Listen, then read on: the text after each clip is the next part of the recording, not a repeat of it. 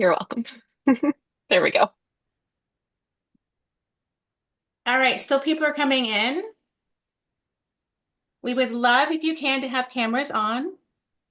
And we invite you to also rename yourself, first name, title, industry, where you're zooming in from. So if you take a minute to do that while it's more people in.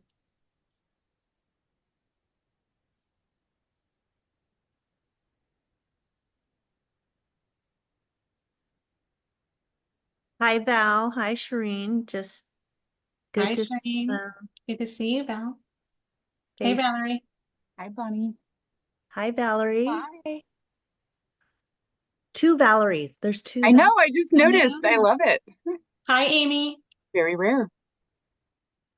Hi, Hi, Amy. Cassandra. Miss Hi. How do Michelle, I Rana, rename come on. myself? Hi, everybody. All right, I'll just keep letting people in. To Maria's rename yourself, if you click on the three dots in your video window, rename is the option at the very bottom. Thank you, Abigail. Let's give them a couple more minutes. I think we're good. All right, people are still rolling in. So I'm just going to start. So, yeah, as you know, I'm Keva, and I am the founder and creator of the Keva Dine agency. Abigail is here. She's my sorcerer galore. Many of you know her because she's been cranking out the LinkedIn tune-ups, which I'll tell you in a minute why that's so important. And Bonnie and Rima are here with me. And I wanted to take a minute to tell you how we got here. And that's really important. So I started this agency 25 years ago. I have been recruiting and making dreams come true one job at a time for a long time. Before that, I was a creative. Down in the dungeon as art director, making brand decks, pitching to Levi's, you know, the whole thing. And last time I counted, I think we've been responsible for over 300 million in salary growth, if not more. I've kind of lost track. Something that's been really important to me with my agency and my team is that we're all creatives.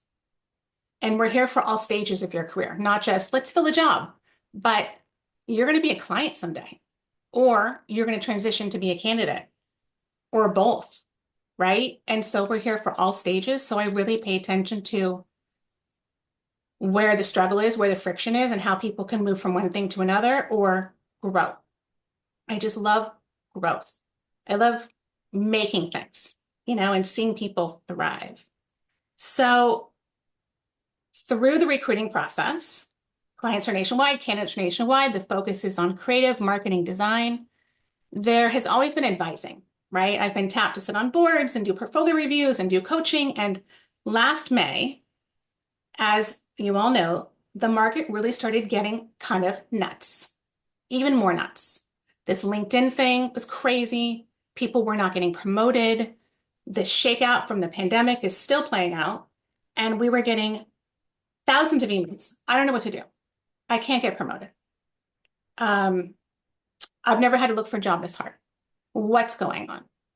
And so I noticed this friction and this panic. What worked for you in the past? This great portfolio no longer works. What is happening? You know, why am I not moving forward? And so I like data, right? And I like being able to solve problems. And based on hardcore demand from the network, we developed a couple coaching services. One of them is a LinkedIn tune-up, which some of you guys have done. And that's why you know Abigail. And the LinkedIn tune-up is, you know, it's a product. It's fine. It's great. It helps you understand LinkedIn as a tool.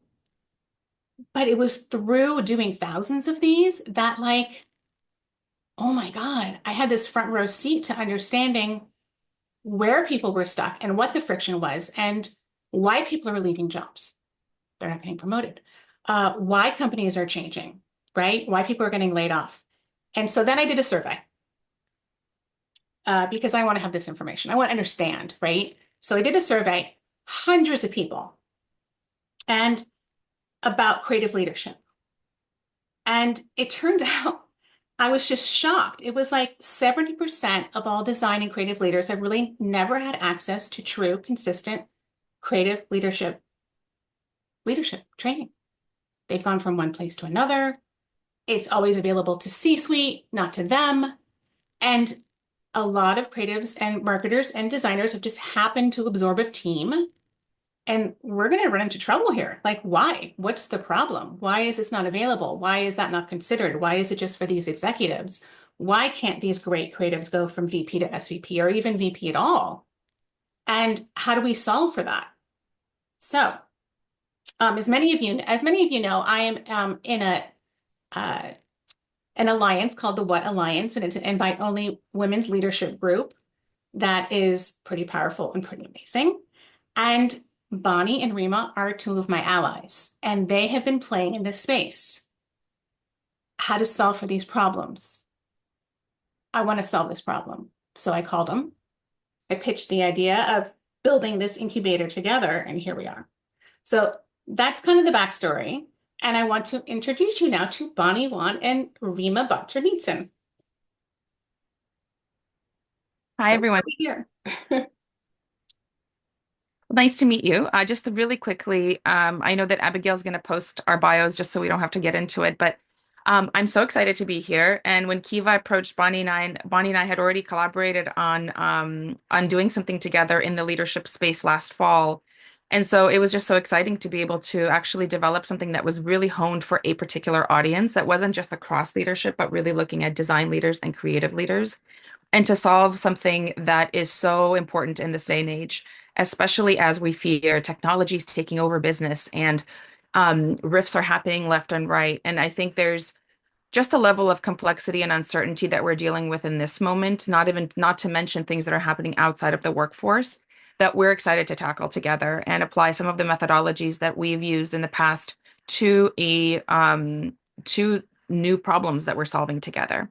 But my quick background is I graduated out of Deloitte years and years ago, probably 20 years ago at this point. My background's in organizational development, M&A, and sort of psychology of organizations. But right now, I focus my work on advising Fortune 500 leaders on an individual basis and really looking at where are they and how are they fitting into like the zeitgeist of where everything is going. What is the future of how they want to run what they're running and what do they need to change so that they make better decisions in-house.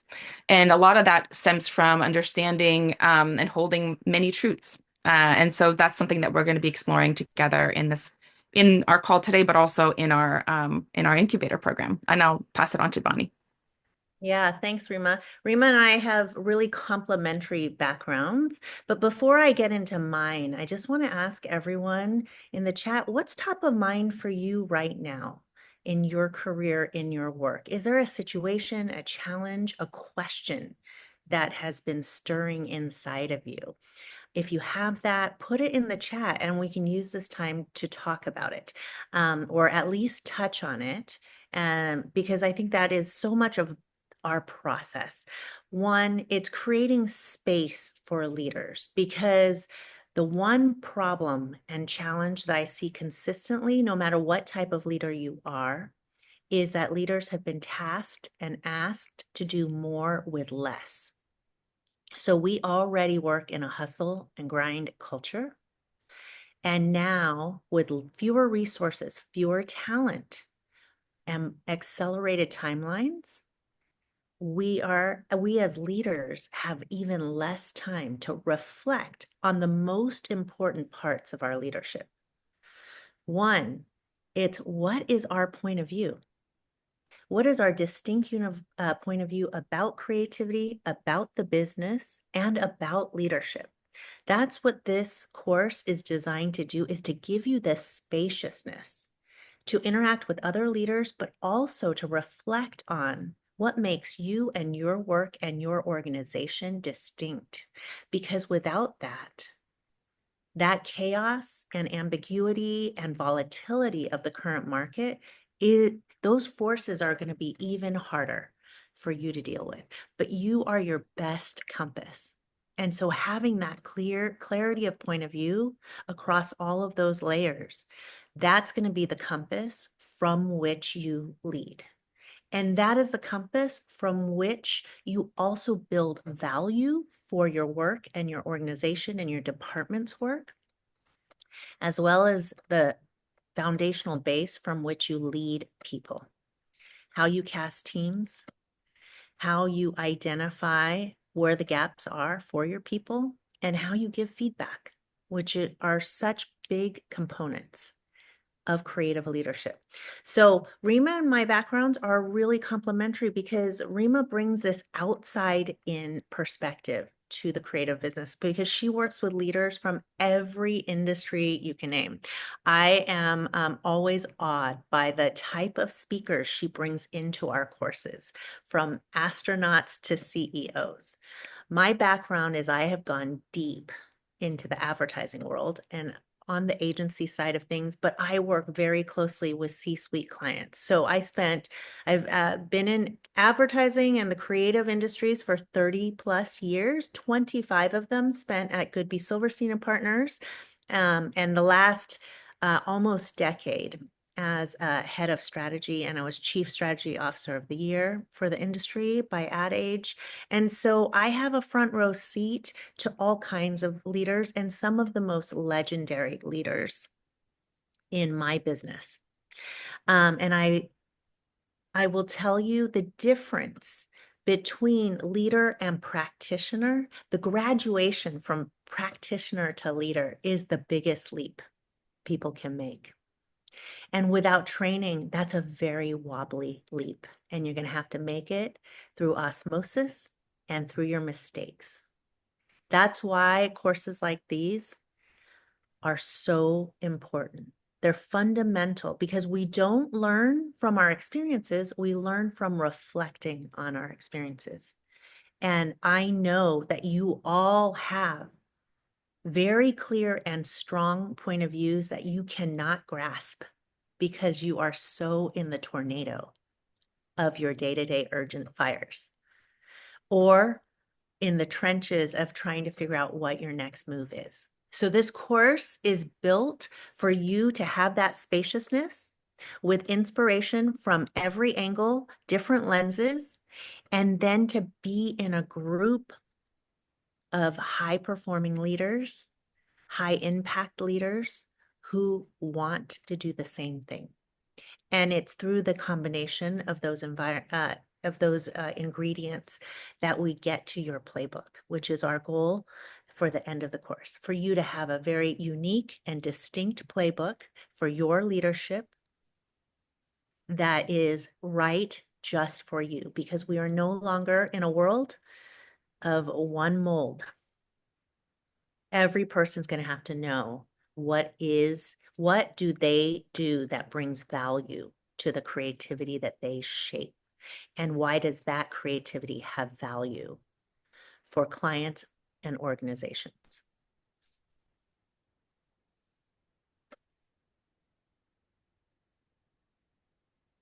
I see some really good stuff already in the chat. Rima, do you want to, is there anything else? Do you want to take them through the logistics, just the block and tackle details of the course? I think maybe we do that in a little bit. Why don't we start off with chatting to Kiva a bit about what she saw in the Oh, design yes. survey, right? A few of the highlights as outside of the 70% metric that you mentioned, which is phenomenal. And then we'll kind of take you guys through what we're thinking about for these 6 weeks, and then a Q&A, so where you can ask questions. And we'll also have one of the participants of mine and Bonnie's course from last fall join us in about maybe 10 minutes to share some of the ways that she's been using the material in her day-to-day as a leader and a VP. Yeah. That sounds good. So with this survey and with these questions, and we have to remember my team and I are tasked to find the great candidate for roles, right? So recruiter stat secret, we talk to, well, let me back up. We have to screen to successfully place one person up to 400 candidates for one job. Through that 400 in that pipeline, Oh, Mel's coming in, one of my recruiters. So through that pipeline, right, for one role, the stat is we have to have 40, at least 40 in-depth conversations. So to have 40 in-depth conversations, we have to have 80 pre-screens. Again, to get one offer, one person. So out of that 80 to then to 40, and then from the 40, we probably pitch maybe 8 people. So we are hearing and seeing what clients respond to. We understand what gets the job, and we're seeing and hearing firsthand from the clients why they're not getting the job. And we saw a lot of this also in the leadership survey that I sent out. So again, 70% of everyone who filled out this survey, and this continues to support the data when I'm having these conversations, is creatives historically are just falling into a team, right? So every day I have a conversation with somebody, design director, creative director, I have a team.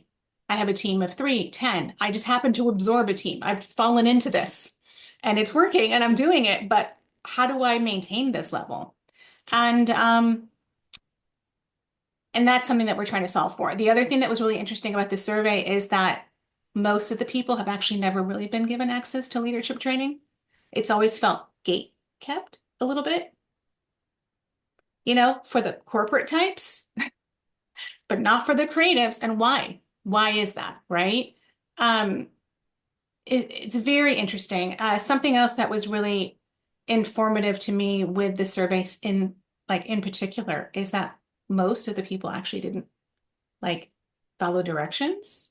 They didn't actually put the time in. They weren't thoughtful about it. And that translates to me as everyone is just in this chaos of trying to do the work. There's so much work to do. They can't stop and think. They can't stop and think and take time for themselves.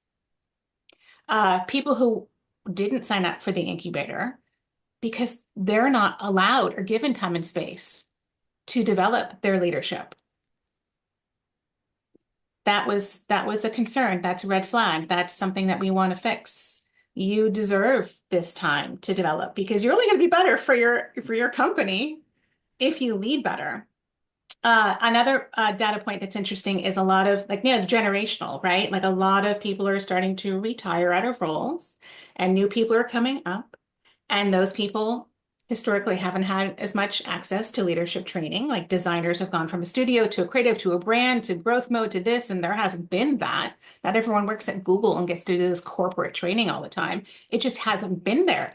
And from a recruiter point of view and a sourcer point of view, we notice is starting to show. There hasn't been all this time to do Skillshare and all this different stuff and take these courses. They've had to go from one thing to another. But now, without it, other candidates that have it are getting interviewed and they're getting the job offers. And that's not okay because that means that all the other candidates that don't have it that are super good, they're getting passed over.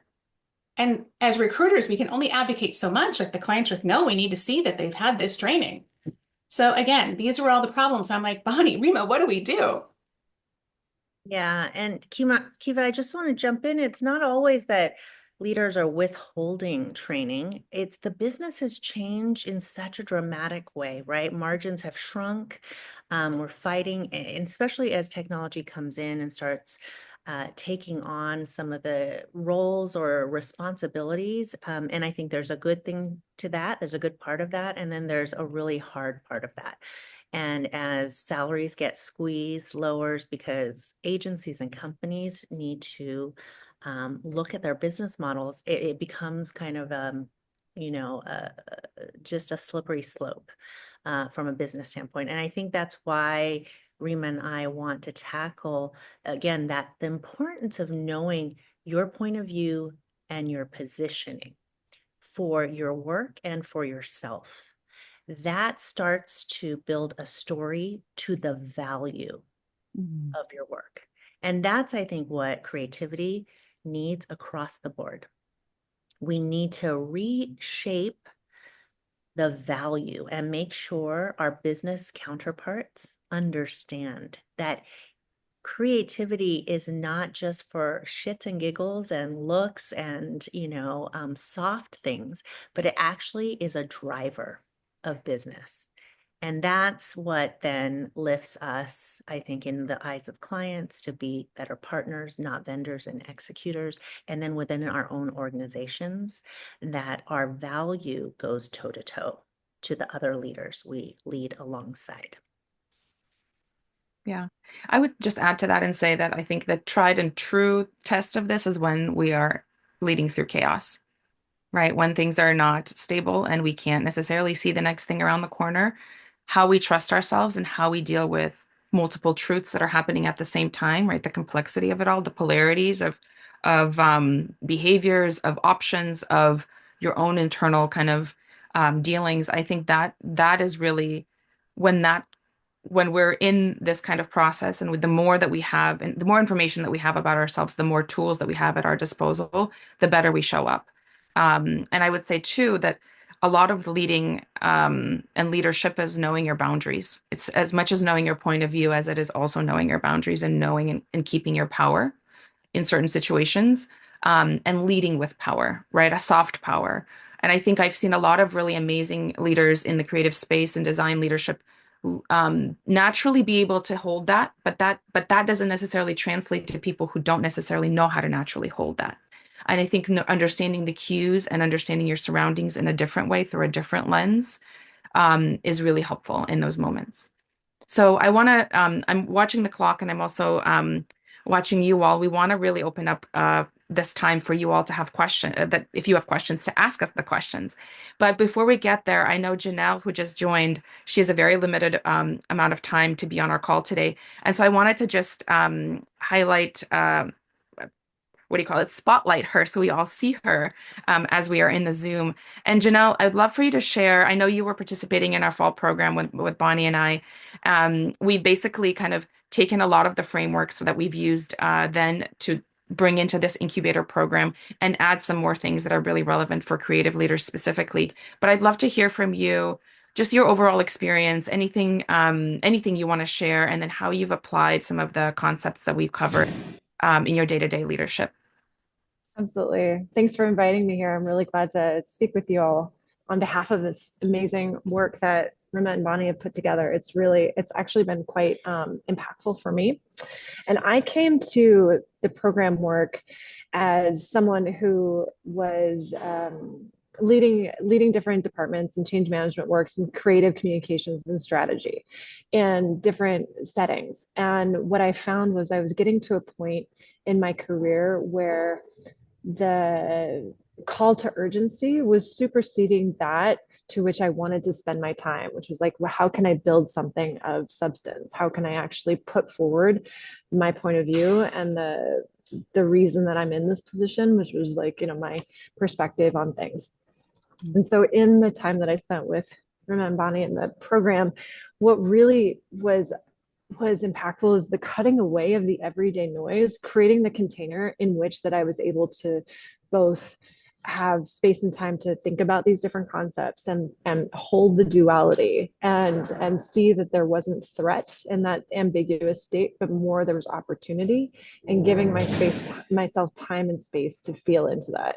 So the exercises, the readings, the conversations with the other leaders in the program elevated my sense of self and what I was able to offer. And then coming out of that, I've found that I am much more able to command the space that I hold and much more capable of holding ambiguity in the space of being like, I don't know what this is right now. And I might not know what's going to happen tomorrow, but I do trust my ability to discern what should come next based on how I feel and what I think. And it was really valuable. So happy to answer any specific questions about it, but I just definitely wanted to come and testify on why this is a great, great program for me. Awesome. Thank you so much. I don't know, actually, we'll review the details of the program in a second, but if this is maybe a good time to open it up for some questions.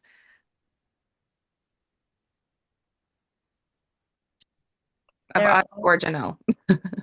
There are some good ones in the chat already. Let's take a couple of them. Janelle, maybe I'll I think this is an extension of what you talked about, but Rana asked, how do I stand out in an authentic way? How did that course help you really zoom in or zero in on Mhm. something that's unique? Mm.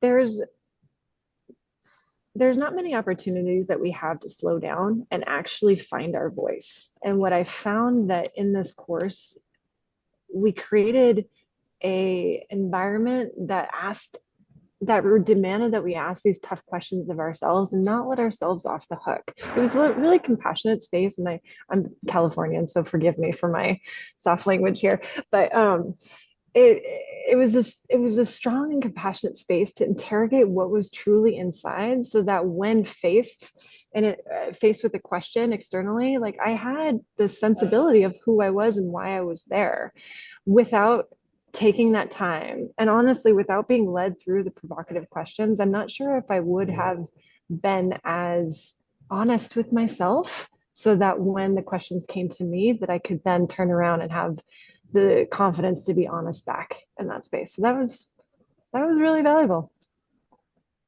And that is at the beginning of our course. We're really focused on your distinct point of view from your years of experience. What have you learned?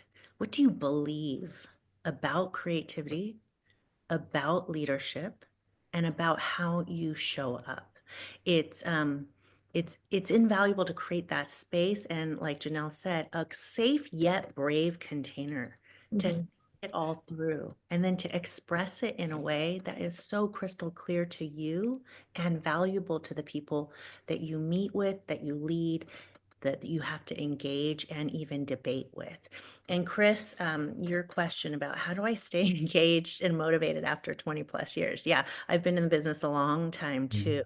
And I think when we step back, when we can take that 5,000 foot, 50,000 foot, however you want to measure it. I'm not great on the measurement parts, but when we get really lift out of the urgency of day to day, we get to see, as Janelle said, the opportunities of what's changing and how we can take advantage of them.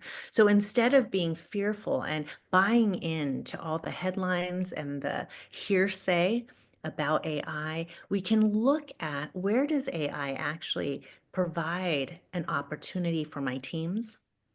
Where can it provide an opportunity for us? And how would I use it and leverage it if I could design any way to do it? So it's taking what you do for the assets you create, but taking that wider lens of creativity. I've been working a lot with CEOs and CMOs, and there's a CEO who had the best summary of what she is looking for in her creative partners. And she said, I want creativity, not just creative. I want creative directors who are bringing creative solutions to my business problems. I'm not here to buy assets. Mhm. So if they're going to try to sell me assets, that's not the kind of conversation I want to have. I want my creative leader to come and solve my problems, help me think in a more expansive ways. But the only way we can deliver that as creative leaders is to understand their problems and take a look at their businesses. And whether you're inside an organization or at an agency, learning the business that your creativity serves is so key to one, invigorating you and seeing bigger challenges for your creativity to solve.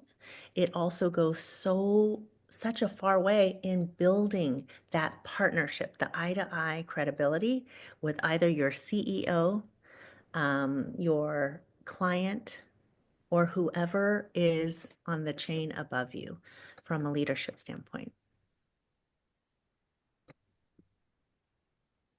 I love that. And I love a lot of these questions. You know, as a recruiter, it is so important for creatives to understand the problem they need to solve and really, really understanding that they own that. You know, it's not just look at my book, look at what I did. It's what was the business impact, and thinking like a leader, thinking like a problem solver, thinking that you have to prove that you're worth the investment for them to make that hire. And are they going to get a rate of return on your investment?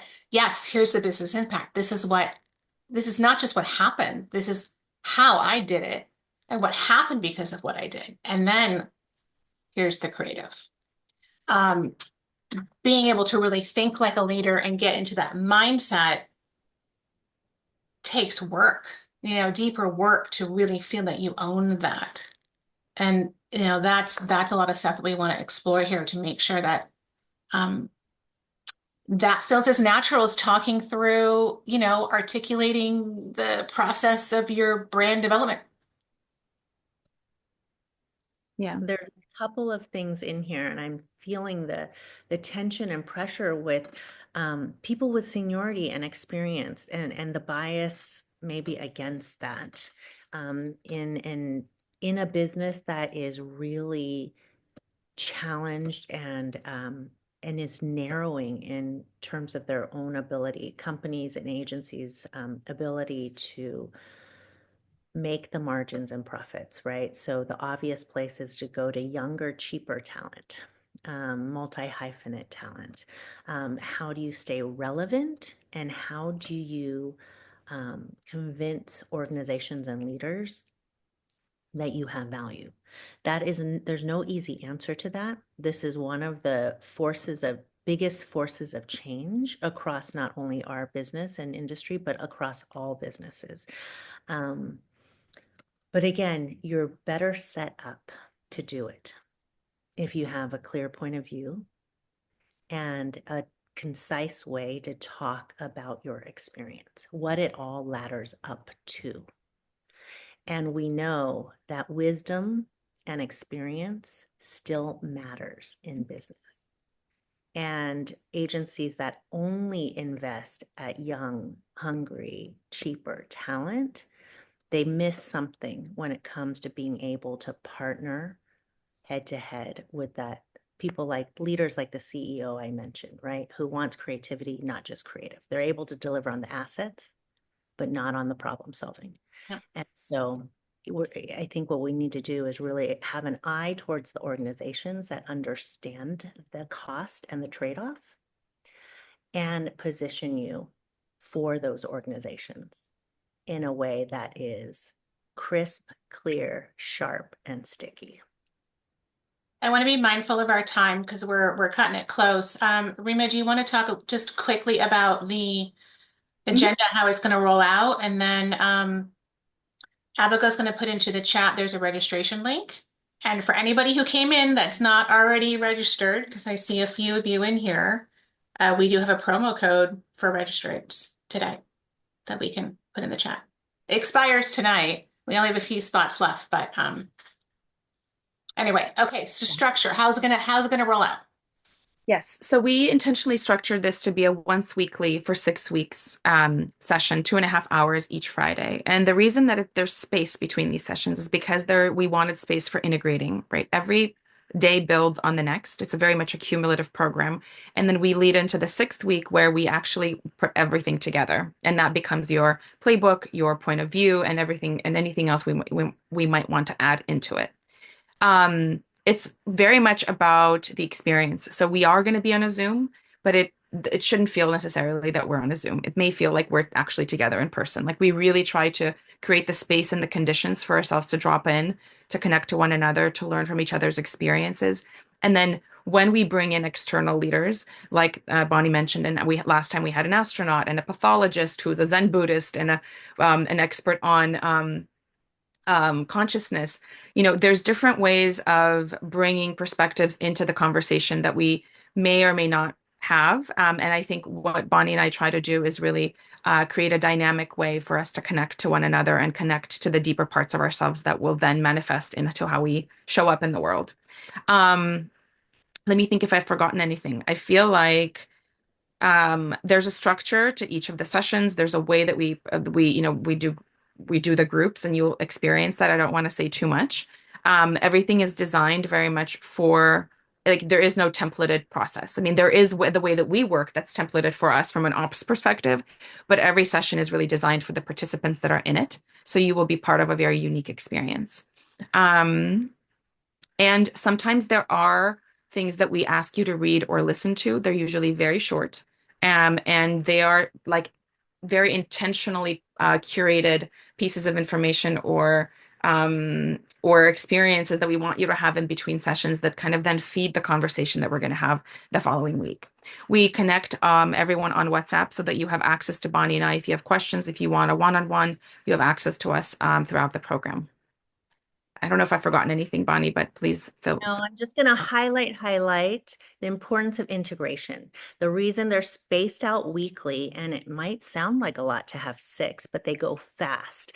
And the integration means in between each session, you have an awareness that you are attuned to now when you go back into your workplace, your life, how you're positioning yourself, right? So you're going to practice it in action and then bring it back to the group so that we can refine and sharpen. And it's those real life, real time cases that imprint and tattoo the learning. That's awesome. Does anyone have any questions that they want to ask us before we wrap up today? No pressure. It's fine. Okay. Right on. We had some people who couldn't get in. I'm recording. If So you miss a you, session, yeah, oh, if I you miss missed a a question. session, we have a recording. There's a question about missing a session. We always have Yeah. the recordings. We record everything. Obviously, we'd love for you to be there for all the sessions, but we understand. But you will have access to the information and the exercises. Good to see you, Amy. Talk to you soon. Thanks for joining from LA. Amy's one of our participants, and she's traveling in LA for a photo shoot. So she was zooming in from on set. Very exciting. Okay. We're at time. And Abigail's probably put a bunch of stuff in the chat. Hopefully everybody got that. There's a registration link. Like I said, I'm doing a promo code, expires today. If anyone's serious about doing this, I already see a couple people in here that are confirmed. I'm just really excited. You know, I'm really excited to help move people forward and solve some of these problems and have creative world domination. Yes. Thank you, everybody, for coming. It was nice to see you. Bye, guys. Bye. Bye. Bye, Cassie.